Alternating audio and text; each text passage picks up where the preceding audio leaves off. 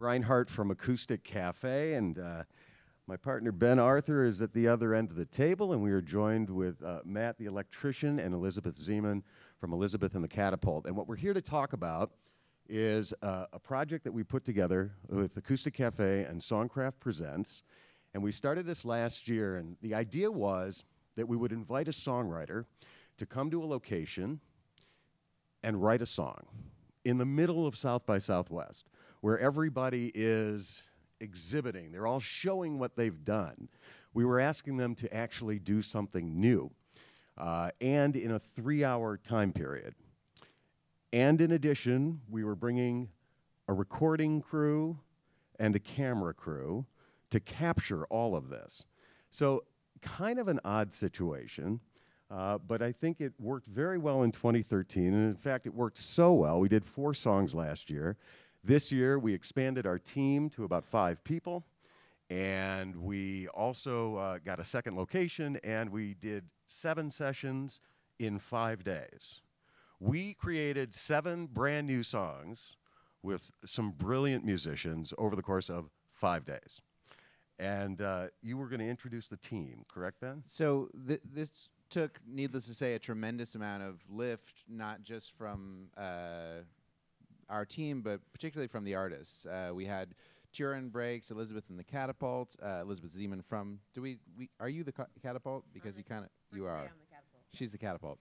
Matt the Electrician, AJ Croce, Blackie and the Rodeo Kings. I'm almost certainly forgetting someone. Butter the Children. Butter the Children, which is a great indie band.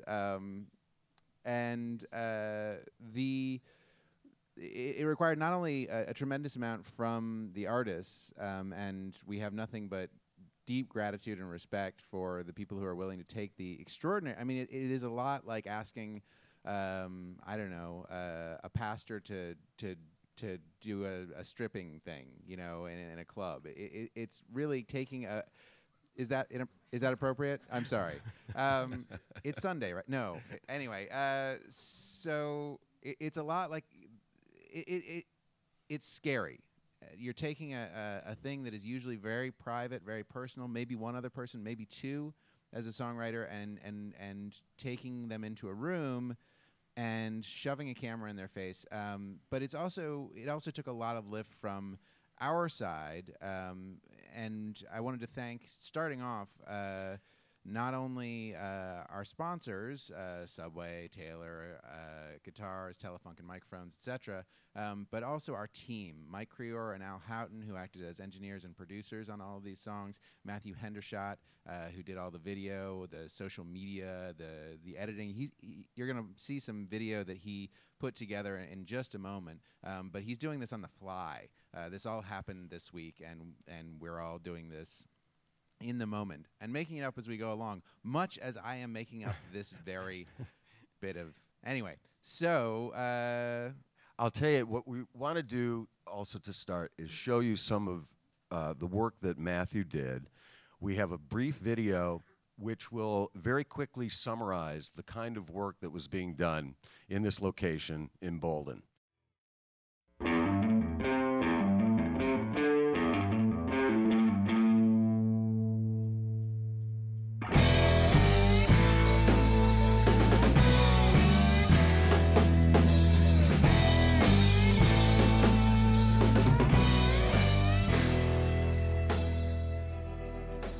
Halfway house, this liminal space, slowly taking on a criminal face. International. Hope I catch my breath. Into next year.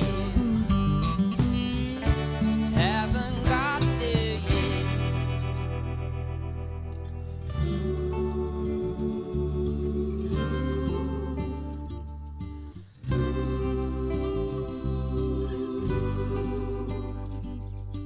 After all this time, it's the little things. After all this time, it's the little things. After all this time, it's the little things.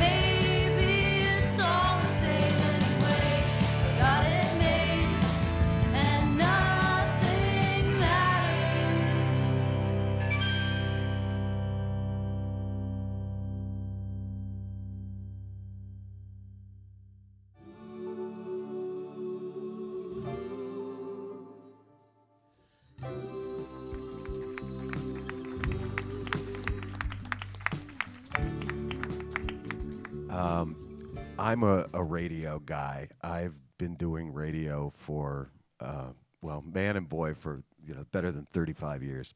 And when offered the opportunity to And come... 1,000 shows. And I am in my 1,000th week of Acoustic Cafe. I just thought I would mention this again. Yes, thank you. So, Acoustic Cafe on the air for in our 20th year at this point. Anyway, when offered the opportunity to come down to South by Southwest, I think I was very cautious about just setting up someplace and recording artists doing what they do. I love seeing that, but I really think that is it's been done. I don't need to do it. Lots and lots and lots of people are doing it. When offered the opportunity to come down and watch sessions, I talk to artists all the time about what they have already done, and what this allowed me to do was actually watch them do what they do in real time. I was there for all of these sessions and would observe, and what you just saw here, you're the first people in this city and on this planet to see any of this stuff outside of that condominium. These are 7 new songs that were created here. Nobody's heard them yet. They're going to begin hearing them shortly. And those, it should be said too that those are rough mixes. There's a lot more prettying, and we're gonna make Elizabeth sound like a man. It's gonna be great. Auto-tune can do amazing things these days. No, but in all seriousness, these are just mixes that we've thrown together, and we have a lot more interesting and fun work to do on the back end. But it is amazing, sort of, to share these things, right? Exactly. So Matthew was our first, right? Matt was the first session we did. Yes. Okay. All right. Now. First of all, when we presented the idea to you, how did you feel about the thought of coming in and creating a song, time limited, about 3 hours that you were going to have? As an artist, how did that feel to be hit with that challenge? Honestly, it felt fine. I had done a lot of co-writing in the past, and I had actually done a co-writing thing in Denmark where our time limit was 4 hours. So I felt like that hour I needed Wussies. I needed to do a little bit of kind of weightlifting and conditioning to get ready for the 3-hour session. But I had already kind of done something like that that had also been filmed for a documentary a few years back, and so I felt fairly comfortable in that setting. Have you ever put those kind of limitations on yourself without somebody imposing them on you from the outside? So just as a creative exercise, saying, I'm going to finish a song, before the sun goes down or before the sun comes up. Yeah. Either way. No, I do that. I do that a lot. I've been involved in several songwriting games for the last 10 or 15 years. With Bob Schneider here in town has done a game for a long time, and I was in that for about 10 years. And that was usually a week, but we occasionally did it where it was every 3 days. And Steve Poltz does this too, right? Yeah, the two of them go back, right? Matt is way too modest to mention this, but in the game with him is Jason Mraz, Patty Griffin, other just total luminaries who are emailing each other these brand new, fresh songs. I've never been invited, I might add, which I think they don't have my email, but it's on my website, no, so I don't know, it's weird. I'll pass it along to him, man. No, I mean, I got kicked out after a while. But I got kicked out for real one time. I got back in later, but because the whole point of the game was the discipline of meeting the deadline, and so if you miss the deadline, you're out of the game. Right. And I kind of like that idea that it's not the way I always create, but it's nice to have that kind of running always. I have a game right now of my own that's every Wednesday, and so the other day I was not in the mood to write a song. On Wednesday of South by Southwest, and I was out playing until 11 o'clock at night, and I had a song due at midnight, and I thought, oh man, I'm not gonna do it. And I got home and I thought, no, I gotta do this. And so I wrote a song in about 15 minutes and recorded it on my iPhone and sent it in. When you came in to do our session on Monday, did you come with an idea or even just a vague thought of what the song would be about? No, not really. I mean, Ben and I had talked a little, but just kind of thematically. But I like kind of being surprised by myself, or I don't know if that didn't sound right. You sort of jump out of the closet at yourself and that kind of thing. I do. Yeah, no, He didn't even know when he grew that beard, and it was a complete Surprise. shock. I woke up. It's the wind the other day. I think that I find that things work better for me if I don't plan too much. When I plan a lot, things sometimes comically go wrong, and that can occasionally work for my benefit, but not usually. Okay. Now, that was a 3-hour session. Is that right? Some of our sessions did go a little longer. Some we tried to keep right at 3 hours, but it was about 3 hours. And a song came out of that called "It's the Little Things." Yeah. Are you going to play that for us? Sure. Okay. We're going to have Matt the Electrician perform his brand new song in its entirety here, called "It's the Little Things." As he's setting up, it's interesting. He brought to the session an instrument that we've been calling a banjolele, although I'm not sure whether it's sort of a banjo ukulele, but it's got this very wistful, very sweet sound. And we've got guitars and pianos and basses and all sorts of other toys for the artist there. But this was what ended up being sort of the heart of the song, was this odd, sort of weird 20s, 30s instrument that he's playing now.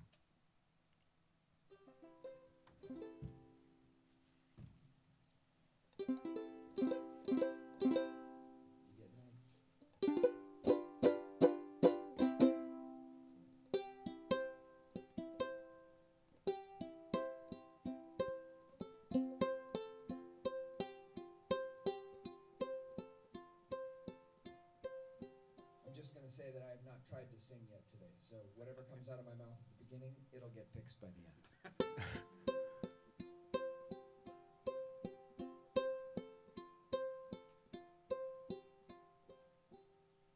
You love me more when I'm doing the dishes. The windows are clouding, the sky's outside. You love me more when I'm digging ditches, pulling up weeds covered in dirt. After all this time, after all this time,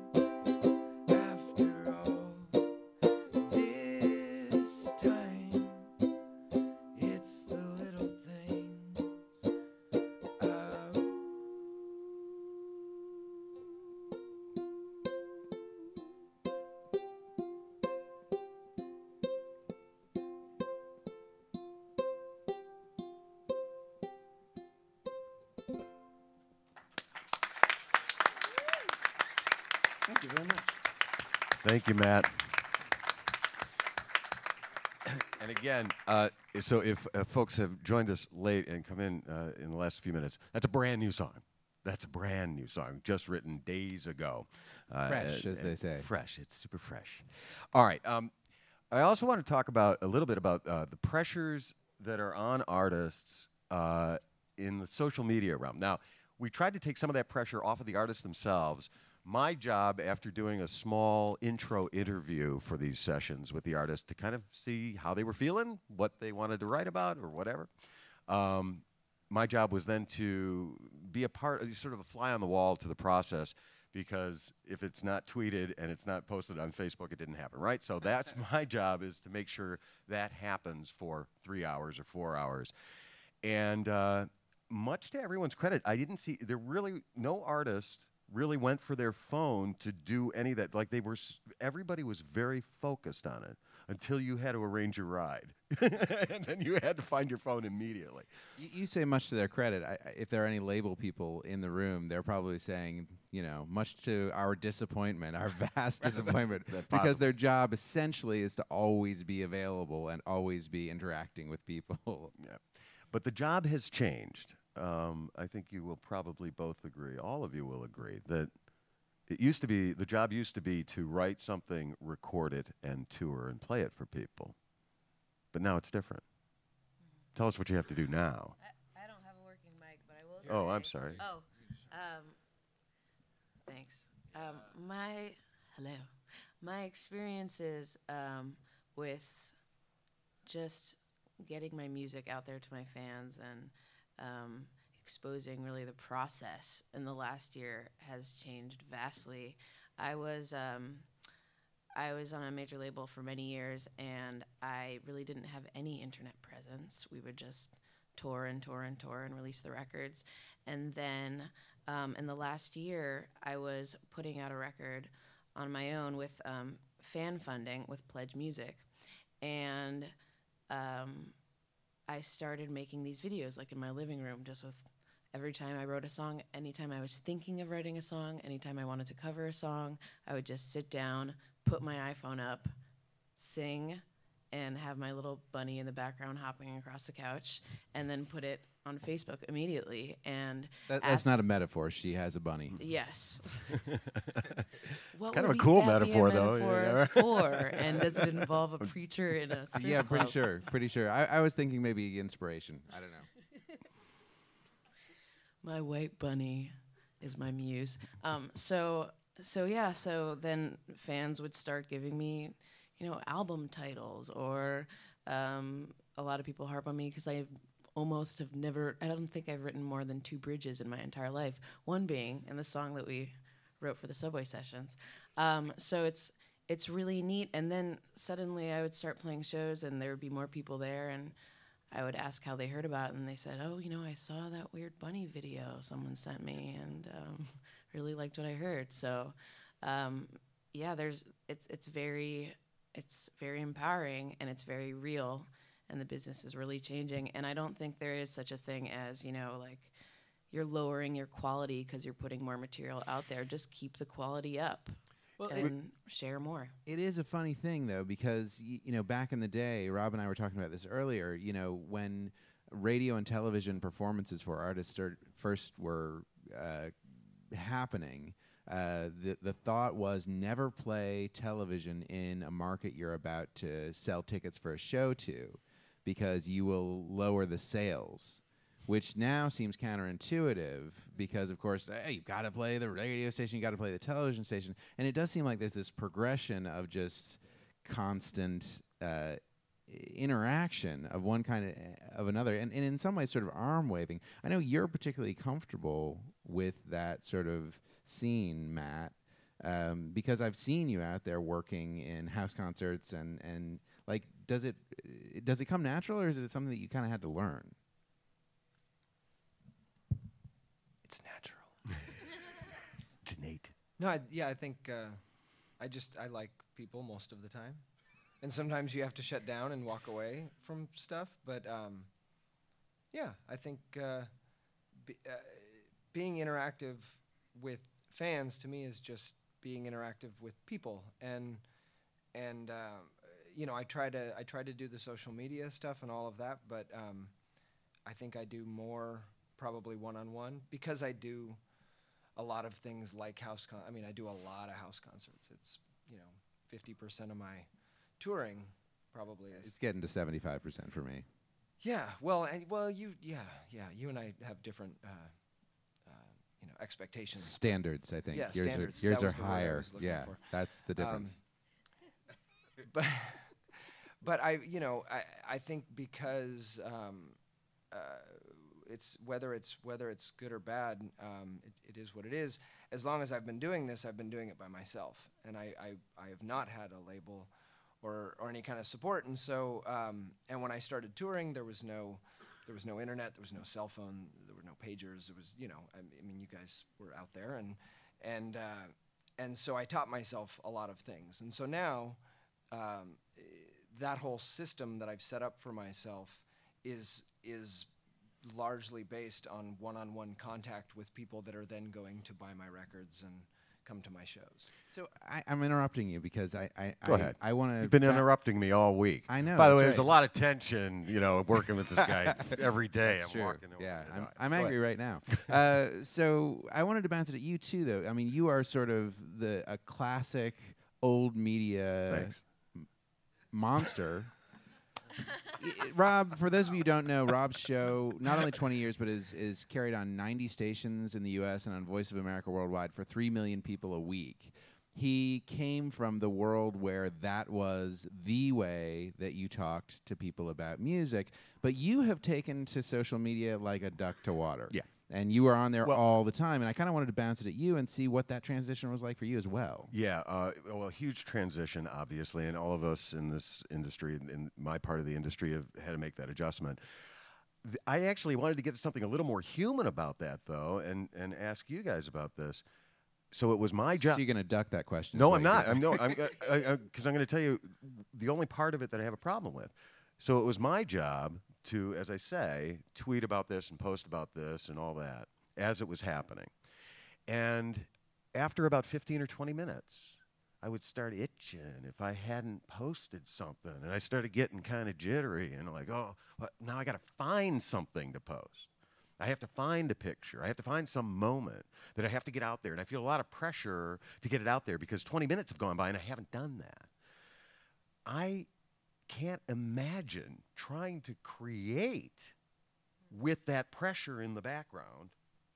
To actually, your real job is to get a thought, an emotion, something, convey a message through a song, and to have this nagging background need to feed that beast. How do you manage that? If you ever can't think of if you ever really need to, you just need to fulfill the itch, just write something about food or Take a picture of a your dinner puppy or a rabbit. or sports, and you will make a lot of people very happy. It may have nothing to do with what you're supposed to do. but- Interesting. Or ask a question to which you don't really need the answer. Rhetorical. All right. I'm sorry. Go ahead. Well, no, Yeah. I was just going to say I liked what Elizabeth was. Elizabeth, right? Yes. Okay, thank you. Was saying with the videos you were doing, if you set something up ahead of time and that's what you're comfortable doing. I mean, Yeah. it sounds when you're describing it like it's naturally you, and Yeah. that's something that you want to do. Mhm. That's less natural for me to do that. Yeah. But there are other things that I find more fun on Twitter. But I think if you're doing the thing that is kind Authentic, of honest and yeah. authentic, and it really is you, it's how you would interact with your friends also, then I think it's much more powerful anyway. Now, another thing that we asked these people, boy, we really asked a lot. Let's recap. We asked them to show up at this location. We asked them to create a brand new song. We asked them to have cameras in their face. We asked if it was okay to tweet everything that was going on. We asked them to do multiple parts on songs. Often they did harmonies to themselves, whatever it was. Oh, and one more thing. Thank you for coming. And one more thing. Sometime this week, will you go out to one of your gigs here in town and play this brand new song for an audience? Would you do that for us, please? So we had everybody performed their song live at some point in time during the week in front of an audience. So we actually have, I think we have a clip of Turin Breaks, who did this song called International, which you saw in the opening video, and then literally within hours, they took it out and performed it live for an audience. Just a little bit of this. It's going to be the world premiere of a new composition written right here in Austin, Texas. On behalf of the fantastic Subway Sessions, this is called International.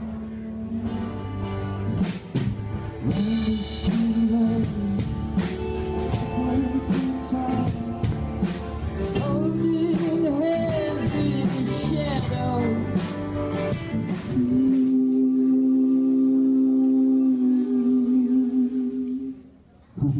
Thank you. So that's just a little Amazing example. what we can do in one morning when you're powered by Subway. Subway, everyone. Little example, and you know, they walked out of the session and they were so excited about it. They wanted to get it to their publishing people and to the Guardian as soon as possible. The artists were very excited about the food because we fed everyone. Subway was very kind to bring food in, so there was a lot of yes, Subway, because that showed up for us. It was pretty great. Yeah. This is one of the benefits of having a sponsor who also can feed you. Right. Key point. All right, so Elizabeth, you were in on Tuesday, I believe. Is that right? Tuesday was your session, which turned into a really long session because it was an interesting. The song took some interesting turns. She's a diva. Is really yeah. Totally. But did you come with something for that? No. To that session? No, nothing. It was totally. Yes. So that was a total from the ground up Yes. experience. Okay. I remember when you arrived, you really had no idea what was going on. So, were you surprised by, well, first of all, what we were asking you to do and how we were asking you to do it? Yeah, but I don't usually collaborate in the songwriting process, but Oh, yeah. Sorry. yeah, I actually, the only time that I collaborate musically is I do film scoring with my friend Paul Brill. So I usually come in totally blank slate. And the one rule that we have in working together when I write with my friend Paul is that whatever I come up with first is what we use. So I am used to walking into a room, seeing a film clip, and then just vomiting ideas out into the ether, and then Much like Lady Gaga. exactly, and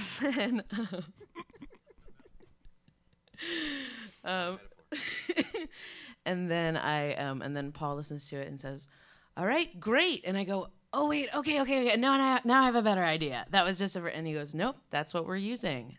Let's get down to business and arrange this." So I am used to being in a pressure bubble, but not necessarily lyrically. So luckily I had Ben to lean on, and he was very easy to work with and very encouraging. Elizabeth works with Paul Brill, a film composer, and does award-winning scores for a whole bunch of really cool projects. A lot on HBO. You guys. We did Knuckleball Yeah. and The Other Shore, the Diana Nyad story. It was out at South by Southwest last year. So yeah. Now, another part of this, you said that Ben was very supportive. It's Ben's job to coax the process along. Now, Ben, that means that you have to adjust to other people's styles very, very quickly. No, they have to adjust to me. Pretty much. That's the deal, folks. Well, no, I mean, but think about this, and I think we may have some songwriters in the crowd. So a songwriter presents themselves for this session, and you have to find a way in to a song. How do you go about doing that? I mean, because Rob did an incredible job bringing really extraordinary talent to the table, like we had just like people I'm a huge fan of. It's really one of the funnest parts of the project is I get to like sit and hang out with people who I've been listening to for years in a lot of cases, John Wesley Harding and Ola Bell and Jimena Sariñana and all sorts of other wonderful people who I am just crazy about their music, and sit at their knee, literally, and say, oh, so you do it like that. Oh, okay. And so the only sort of, and it really isn't, like, I guess in my head, it seems like it should be weird to write, this week a song with a sort of roots country artist and, a punk indie band and, like, thoughtful, beautiful singer-songwriter folks like the two sitting here. But it's completely natural and easy, mostly, I feel like, based on the talent that they bring to the table and the adrenaline. Mm-hmm. Because, at heart, you're scaring the hell out of people who, in my head, they're almost like Olympic athletes. If you put an Olympic athlete out on the track and you fire a gun right next to their ear, and the camera that Matthew puts in their face is essentially a gun, they're gonna go. And we've had conversations with many artists who were scared about this, and having done this so many times, we know that once you're in the room, it just comes. We've had this conversation. How many times do we say, I wonder if when there's going to be one where it's going to be like, hey, nice to meet you. Sorry about wasting your time with this. That's right. And, so we did the 7 sessions this week. We did 4 sessions last year, and Ben's done a series of them in New York at Dubway Studios in New York. And no one has ever ended a session and said, I got nothing. I'm really sorry, guys. I'm out. I'm out. I've wasted 3 hours of my life and yours. Nobody. Yeah, speaking of which, I meant to say, some of you may have seen that Sage Francis was going to be on the panel. He's a little, Matt, the electrician, stepped in for him, which I was deeply disappointed, I guess is the words. Deeply grateful, actually, that's the right phrase. Sage is delivering a new album and is evidently facing some illness issues, so unfortunately he couldn't be here, and I hope he's feeling better. But Matt, bless him, jumped in with great calm.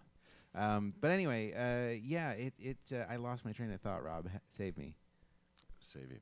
Well, I was just mentioning that nobody ever dumped on a session. Yes, right. Nobody ever left us in the lurch. Nobody ever dropped out and said, I just have no idea, which I thought was amazingly professional of everybody. Like, everybody followed the process through to the end to just see what would happen. And that amount of energy, the adrenaline you're talking about, I'm thinking now I'm thinking Butter the Children. Now, It's time for it to go dark. This is the part of the session. No, wait. No, we don't have. Who has the candles? We don't have a butter clip, unfortunately. We don't. I wish we did. But 22-year-olds from New York here for the second time, I think, at South by Southwest. 2 of them came in pajamas. 1 with a bathrobe. 4 of them were drunk. Well, by the end of the session. By the end of the session. But they came with that level of energy. That's the kind of energy you get. And it was a great song. And it was a great song. It was a fun pop song. Now, we're going to get back to Elizabeth's song because it was called Beginner's Heart. Mm. How did that take shape as the 2 of you were... That's totally Elizabeth. Yeah. Like, so essentially Elizabeth sat down and was like, I had this idea for writing a song called Beginner's Heart. And I was like, right, it's done. I got it. This is great. Perfect. Because you have a phrase that's that redolent and where did that come from? Oh, I was going through another breakup, and sometimes when you have a rough night, you wake up in the morning and you just think to yourself, all right, I have a new chance. Clean slate. Let's do this with a brand new beginner's heart and have absolutely no regrets for what happened yesterday. So that's what we ended up writing about. And she got a little dark for the subway session, so we just kept having to regroup and say, okay, do people really want to hear about this personal experience that I was having? Let's make it. And then finally we just gave in, and some of the verses are a little descriptive and depressing, but I think that we make up for it with a really hopeful chorus, right? Which I mean, I love the songs. Okay. I love the songs that turn, you know, the songs that are like only one direction. It's like, yeah, that, okay. Yeah, I got it. Yes. And we're going to repeat that again. But this, I don't know. You see it in a dark way. So I wonder where that came from. Anyway, this has a really nice way of angling back and forth the way a human heart does. That was lovely, Ben. That was quite beautiful. I'm a songwriter. I'm a media guy, so I'm just going to ask you some grisly old question. I think I did ask you after the session that wow, whoa, good morning and good morning. Good night. Thank you. Not look good in this light. I speak only for myself. My Please, contract if you could bring specifically it said it was supposed. I think that I asked you this question. One of the things about your session was and you know, these happened when we could schedule them. So yours was in the evening. So you're talking about the song being, you know, it took some dark turns. It got a little dark and depressing at points. Yeah. But you know, it was the end of the day. Mm-hmm. It was winding down, and I was thinking about the fact that had we done a first thing in the morning session with you, maybe I wouldn't be as delirious. Yeah. well, a totally different song would have come from this. That's true. But it's funny too, because I feel like you can write about the morning best at night, and you can write it. Yeah, just like when you travel and you think about home, you sort of have a perspective, you know, that you don't necessarily like. I don't know, Matt. Do you ever like? I don't write in the time. It's always looking back. You know what I mean? Is that at all? You keep staring at me. What's wrong? I don't know. Okay. I don't know. Well, no, you wrote a song about Japan when you were there. Did you write it there? No. How long after? I don't remember. You're a great panelist. I love you. I think it was about 3 months after I got home. But yeah, I mean, but that specific song speaks to kind of the out of your head delirium you feel with jet lag at that level and being in a first time in a very, very different place, and I felt like that song effectively, you know, describes that feeling. But I got the idea for the song while I was there in Japan, but I didn't write it till a couple months later. Now you were going to perform. Well, you were going to perform on keyboard, which you're going to do this afternoon out on Red River. Just hi, there's a bird in here. Hello. You know. It's all right. But the cool thing is, it brought 300 people that are outside the door waiting. Wow, neat. There's a stage. The Subway folks have a stage on Red River just behind the convention center, and Matt played there a couple nights ago, and Elizabeth's going to be there tonight. No, is that it? No, that's us. No, that's us, actually. Do we on there? Good, that's good. And Elizabeth's going to be there tonight performing a brand new song, the song actually that you're hearing now, and some others. That will be this evening. All right, so the song is called Beginner's Heart. I don't think it's going to be as depressing as she may have sold it. Well, we'll take the journey together. It's Yeah. mostly the second verse. Where's the rabbit?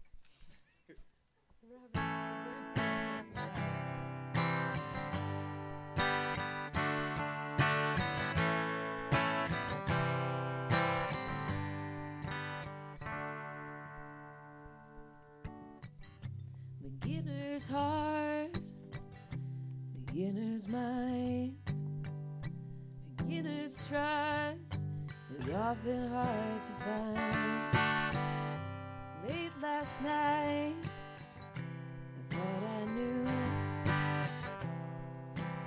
I would always never trust in you. The morning comes and wipes away the stars.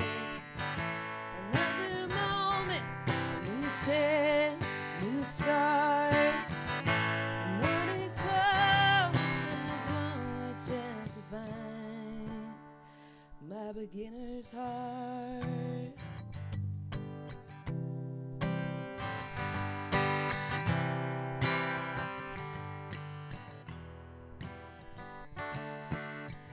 You wash my clothes, you clean my sheets. You're just dusting the surface.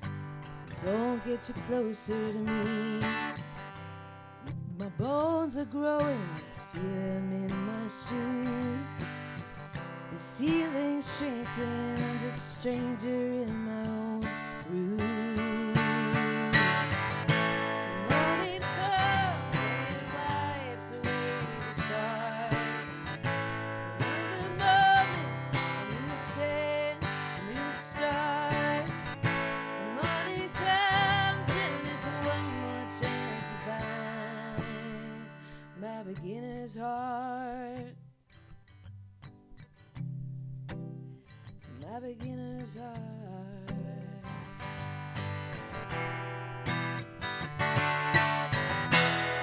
I'm born and dreaming of angels. I can't hear you anymore.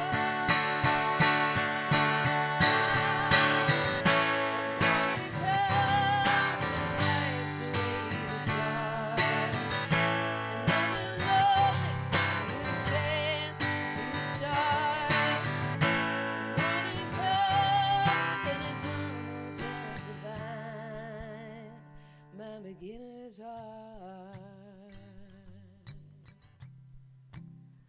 My beginner's heart.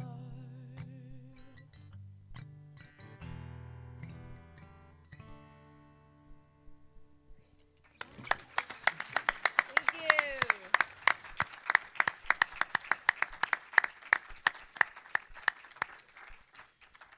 I should also, I would just like to thank another great songwriter named Tim Easton, as well as Blackie and the Rodeo Kings. That's Colin Linden, Stephen Fearing, and Tom Wilson. They didn't make it into the video reel, and we, weren't able to have them perform for us here on the panel. But I wanted to note that they were also participants in this busy, busy week, and everybody had a different song. Yeah, and Colin kind of hated me a little bit. It was fun. It was exciting there for a second. Well, you know what? You're not going to get along with everyone, Ben. Somebody should have told you that along the way. Barely anybody, in fact. That's so lovely. Nice work. Thank you. Really, really lovely. And it's worth saying again. Hey, and speaking of which, thank you guys for being here. But I just hearing these songs, I just get hit with gratitude to the artist for, because it's very vulnerable, like doing this. It's really, yeah. Do we have any songwriters here at the moment? Wow. Oh, all right. You know what? First of all, does anybody have any questions from a songwriting perspective as to how this would work? Also, I have a question back to you if anybody wants to answer. Does this seem like a frightening experience? Would this be frightening? I'm seeing no, and I'm seeing yes. Hands for scary as crap. Okay. Wow. And hands for... Give it a go. Yeah, no problem. That's All right. amazing to me. Well, we should have stayed longer. A couple I of know, weeks, maybe. I know. Open mic. Open mic. All right, now you've got 3 minutes. to write, perform, record a new song. From here, so what's going to happen, we should also explain the rest of the process. So we have, Matthew, are you on board for this? Because you got weeks of work ahead. Okay. Matthew's going to be our video director and editor. Right. It's the editing which hurts. Yeah, and he really did such a great job. Matthew is going to take all the video content. He is going to condense that and create song videos, a tutorial for Mac Pro Video, and a behind-the-scenes video about the making of these songs. Matthew is then going to provide the audio from that video. That's going to go to me. I'm going to do a whole different segment which will explain the history of these artists and play some of their other material. that they have released in the past. And as a bonus, Matthew also gets to cut our PBS debut for sometime this summer on KCPT in Kansas City. Right. And that was the Folk Alliance stuff that Have we you did. I'm sorry. have you done a lot Yes. of half-hour video shows before for television?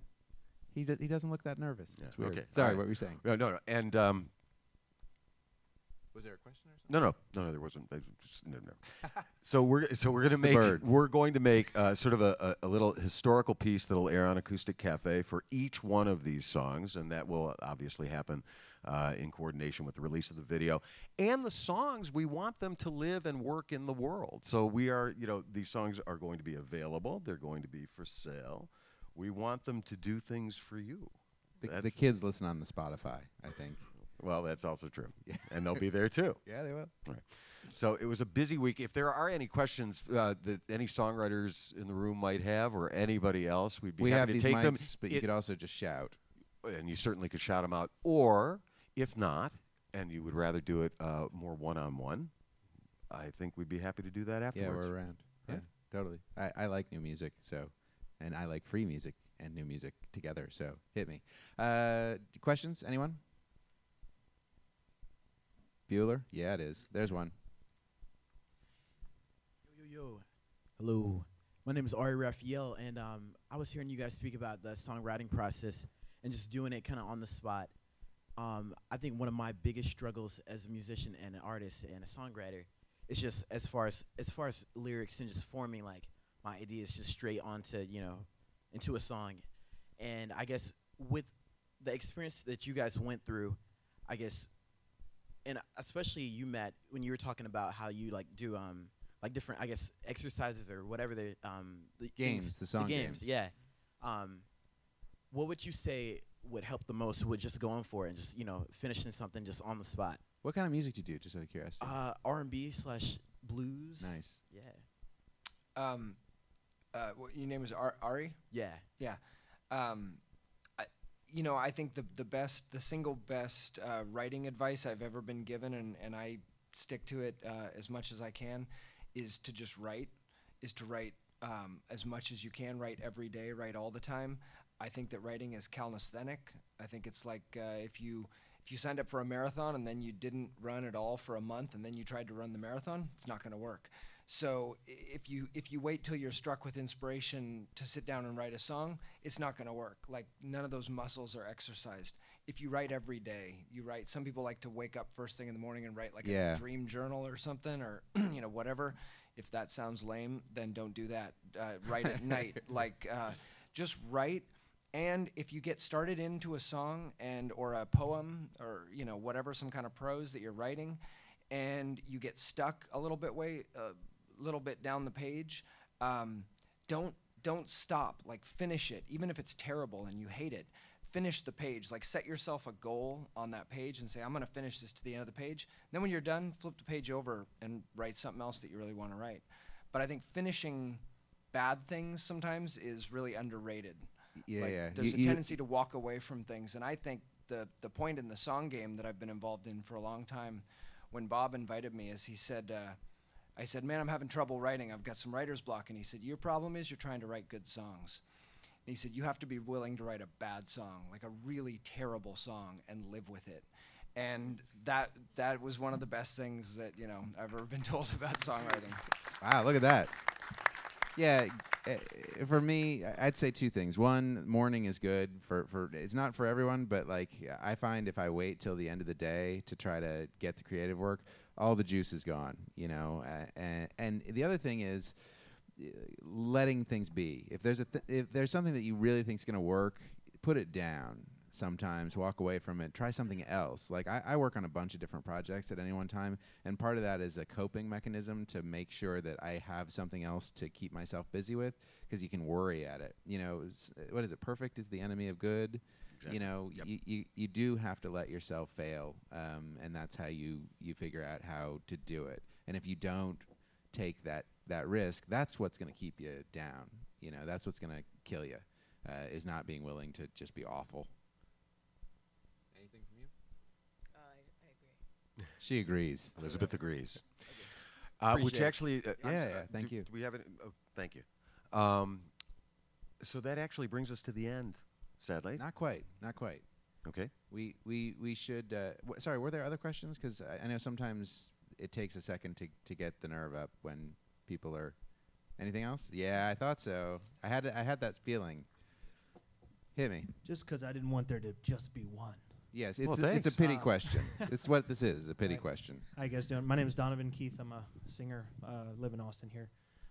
My question was, it's kind of a spur of the moment, just idea, was you mentioned how sometimes when you write a song, I think Elizabeth mentioned too when she was writing this song that, she got ideas in the middle of the song and kind of, no, I have this better idea that I wanted to do. My question was, do you ever have the moment where, okay, you wake up, you do your writing, and you're feeling really good, and about a half hour goes by, and you're about halfway through the song, and then you get a really annoying call from a family member or a manager or something that just pisses you off, Yeah. and it just kills all of your momentum in the songwriting process. Then a happy song all of a sudden becomes you start cussing and stuff in the song. So I don't know if you've had experiences like that, and then did you just leave the work that you had unfinished and come back to it later, or do you change the tone of the song with the mood or the feeling that you have? I don't. This is not something I recommend for anyone with, a family or kids at home or loved ones, friends at all. But I try when I'm writing to never stop if I'm still inspired. So no matter what's going on, the song comes first. But that is born out of my incapability to continue if it gets cut off. So it makes me a crazy person, and I've sacrificed a lot in my life for that. But I don't recommend it, but that's what I would do. Just don't pick up the phone. I've heard that Jonathan Franzen, his laptop, he actually had the internet port filled up with like glue or something like that to keep himself from, because it's so easy to distract yourself. Yeah, and yeah. So a couple of quick things before we end. Again, to the team who worked with us, they're not up here, and they really should be for Have all them stand. purposes. Why not? Matthew, you're right there. Matthew Hendershot. Al is right there. Al Houghton. Mike is Creor. right there. Also, his wife, Carol Creor, Carol, who helped us a great who deal. took care of us and did all the dumb stuff that needed doing, and did it with great good humor. My wife, who's in the room as well, she was less useful. I mean, mostly just sort of, she criticized mostly, but that's okay. It's cool, honey. We'll talk. Anyway, all the team is huge. We could not be more grateful. South by Southwest for having us here. It was so flattering to have this invitation to do this, and I don't know. I feel better about myself in some way. Well, hopefully we'll see some of you people here again next Maybe. year. That's our hope. And also to our artists who expose themselves at us in a good way. And last, to our sponsors who helped make, because it's an incredible amount of money and time and expertise that we need to get all this stuff put together, particularly to Subway, who, you don't necessarily think of a corporate giant, the largest restaurant chain in the world, as being like, hey, we want to help make art, but they totally did. The Fresh Artists program that they do stuff in film, they do stuff in music now as well. Were a joy to work with, and really it was so fun to use their capital in many ways to support art that we love and to get this kind of work out there in the world. So thank you so much to the folks in the room who helped make this happen. So yeah. Last but not least, to my partner in all but where it counts, Rob Reinhardt, who we've been emailing and texting each other just constantly for months over this, talking about which artists to do and who to talk to and which person, what if, will Elizabeth's manager talk to us? I don't know, probably not. Anyway, it's I will miss you until we start doing this again. Yeah. So. I feel it'll be sooner rather than later. But thank you all again for coming. If Thank you would you. like to talk to us Thank you. afterwards, we'd appreciate it.